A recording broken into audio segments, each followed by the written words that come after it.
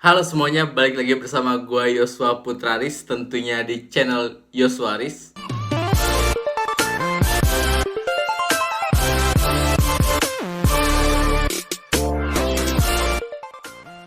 Nah, buat yang pertama kali baru masuk di channel gua selalu memberikan informasi-informasi bermanfaat seputar hukum. Jadi di channel gua ini kontennya bernama Mengulum alias mengenal ilmu hukum. Jadi buat kalian yang merasa cocok atau merasa konten ini bermanfaat untuk kalian, langsung aja subscribe untuk memberikan dukungan terhadap channel gue agar gue selalu bersemangat untuk membuat konten-konten bermanfaat. Nah, hari ini gue mau ngebahas mengenai perbedaan dari Mahkamah Agung dan Mahkamah Konstitusi. Pasti teman-teman pemerhati hukum di sini sebenarnya udah beberapa orang mungkin udah ada yang tahu gitu. Tapi gue yakin masih ada orang-orang di sana yang belum tahu atau masih agak bingung tentang perbedaan dari Mahkamah Agung dan Mahkamah Konstitusi itu sendiri. Jadi gue berkeputusan untuk membuat video ini agar teman-teman semua dapat mengerti dan tidak keliru. Nah, di sini gue bakalan ngebahas secara tuntas mengenai perbedaan dari MA dan MK tersebut dari beberapa perbedaan. Yang pertama gue bakalan ngebahas yaitu perbedaan-perbedaan berdasarkan yang pertama, yaitu kewenangan menurut Undang-Undang Dasar 1945. Yang kedua, tugas dan wewenangnya menurut undang-undang yang mengaturnya masing-masing. Yang ketiga, dari sistematika pencalonan hakim. Yang keempat, dari jumlah hakim di MA berapa, di MK berapa. Yang kelima, mengenai perbedaan yang dilihat dari cabang kekuasaannya. Dan yang keenam, gue bakalan ngebahas mengenai perbedaan dari sifat putusan dari Mahkamah Agung dan dari Mahkamah Konstitusi. Oke, langsung aja kita ngebahas satu persatu. Tapi sebelumnya di sini gue mau ngasih tahu persamaan antara keduanya dari Mahkamah Agung dan Mahkamah Konstitusi.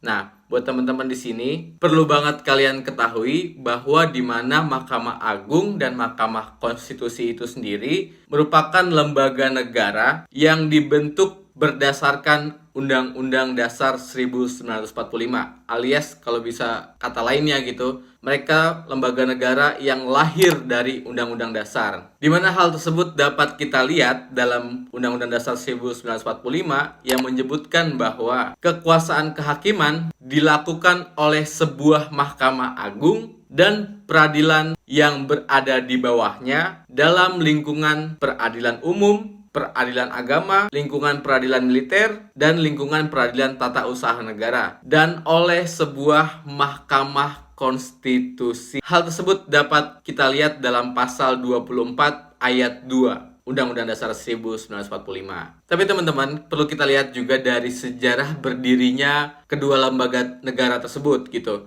Kalau Mahkamah Agung sudah ada atau sudah lahir sejak 19 Agustus 1945 atau bisa dibilang 2 hari setelah kemerdekaan Republik Indonesia. Sedangkan Mahkamah Konstitusi tersebut lahir pada tanggal 17 Agustus 2003 atau semenjak amandemen Undang-Undang Dasar 1945 yang keempat. Nah, dan perlu diketahui juga hal lainnya yang terdapat dalam pasal 1 angka 1 Undang-Undang Nomor 48 Tahun 2009 tentang kekuasaan kehakiman, di mana sebagai pelaku kekuasaan kehakiman, Mahkamah Agung dan Mahkamah Konstitusi memegang kekuasaan negara yang merdeka untuk menyelenggarakan peradilan guna menegakkan hukum dan keadilan berdasarkan Pancasila dan Undang-Undang Dasar Negara Republik Indonesia. Nah, selain itu, sebelum kita masuk ke perbedaan-perbedaan dari kedua lembaga negara tersebut, kita akan mengetahui definisi dari Mahkamah Agung dan Mahkamah Konstitusi menurut undang-undang. Di mana dalam Undang-Undang Nomor 14 Tahun 1985 tentang Mahkamah Agung yang telah diubah pertama kali dalam Undang-Undang Nomor 5 Tahun 2004 dan diubah kedua kalinya dengan Undang-Undang Nomor 3 Tahun 2009, kita dapat menemukan pengertian atau definisi dari Mahkamah Agung tersebut dalam pasal 2, yang mana di sana menyebutkan bahwa Mahkamah Agung adalah pengadilan negara tertinggi dari semua lingkungan peradilan yang dalam melaksanakan tugasnya terlepas dari pengaruh pemerintah dan pengaruh-pengaruh lain. Nah, untuk definisi dari Mahkamah Konstitusi itu sendiri, kita dapat melihat dari undang-undang lainnya atau dari undang-undang yang mengatur tentang Mahkamah Konstitusi itu sendiri. Yang mana Mahkamah Konstitusi diatur dalam Undang-Undang Nomor 24 Tahun 2003 tentang Mahkamah Konstitusi, sebagaimana telah diubah dengan Undang-Undang Nomor 8 Tahun 2011. Peran Mahkamah Konstitusi dapat dilihat dalam pasal 1 yang menyebutkan bahwa Mahkamah Konstitusi adalah salah satu pelaku kekuasaan kehakiman sebagaimana dimaksud dalam Undang-Undang Dasar Negara Republik Indonesia tahun 1945.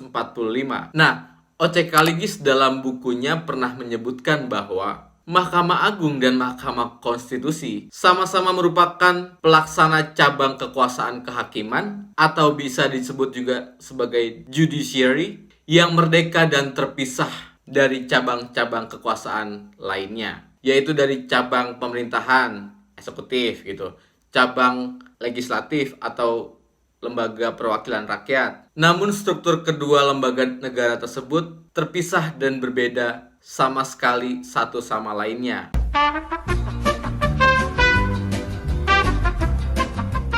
Nah, langsung aja kita lihat perbedaan Mahkamah Agung dan Mahkamah Konstitusi dari kewenangan menurut Undang-Undang Dasar. Kita bahas Mahkamah Agung dulu, oke? Di mana dalam pasal 24A ayat 1 Undang-Undang Dasar 1945, di mana kewenangan Mahkamah Agung menurut Undang-Undang Dasar yaitu ada 3. Yang pertama adalah mengadili pada tingkat kasasi, menguji peraturan perundang-undangan di bawah undang-undang terhadap undang-undang. Yang ketiga, yaitu mempunyai kewenangan lain yang diberikan oleh undang-undang. Nah, undang-undang apa yang dimaksud?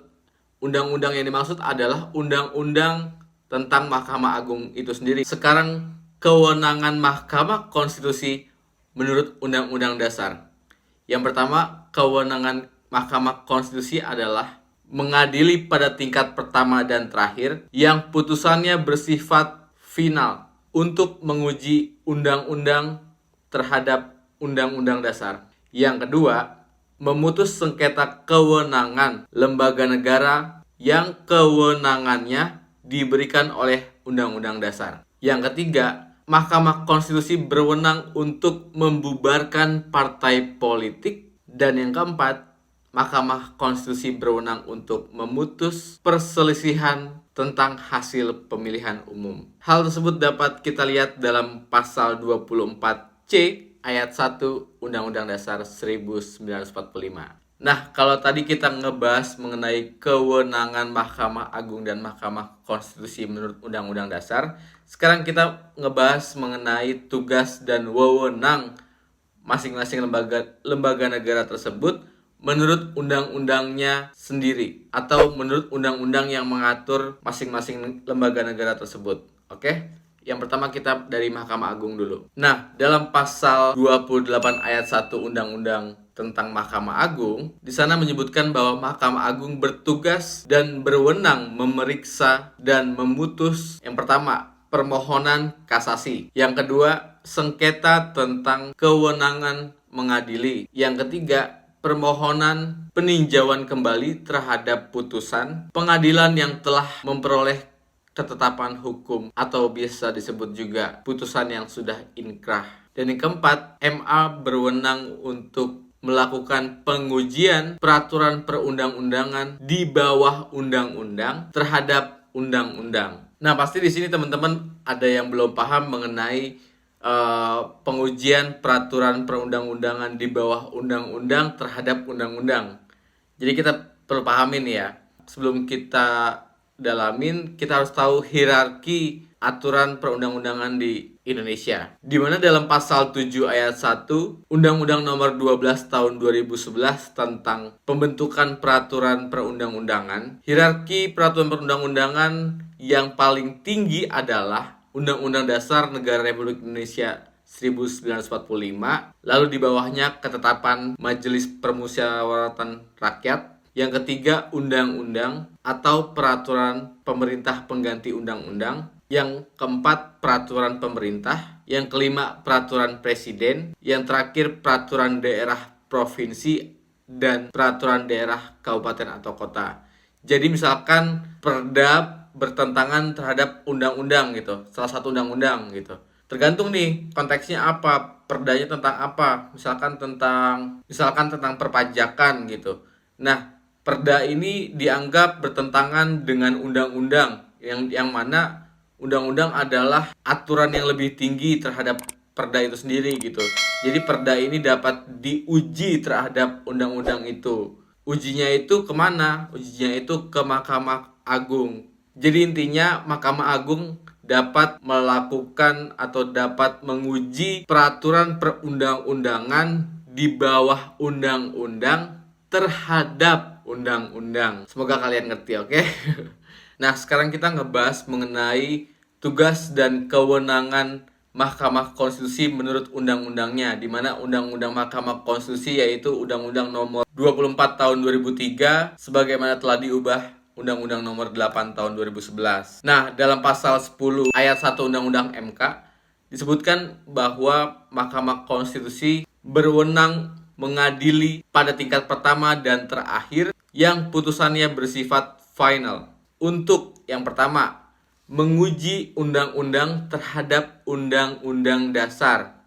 Sekali lagi ya, MK berwenang untuk menguji undang-undang terhadap undang-undang dasar. Nah, kalau tadi Mahkamah Agung hanya berwenang menguji peraturan perundang-undangan di bawah undang-undang terhadap undang-undang, kalau Mahkamah Konstitusi itu berwenang untuk menguji undang-undang terhadap undang-undang dasar. Mahkamah Konstitusi ini menguji undang-undang terhadap undang-undang yang lebih tinggi atau terhadap aturan yang lebih tinggi, yaitu Undang-Undang Dasar 1945. Nah, MK berwenang untuk menguji dan mengadili pada tingkat pertama dan terakhir. Jadi dalam kata lainnya nggak ada upaya hukum lainnya gitu.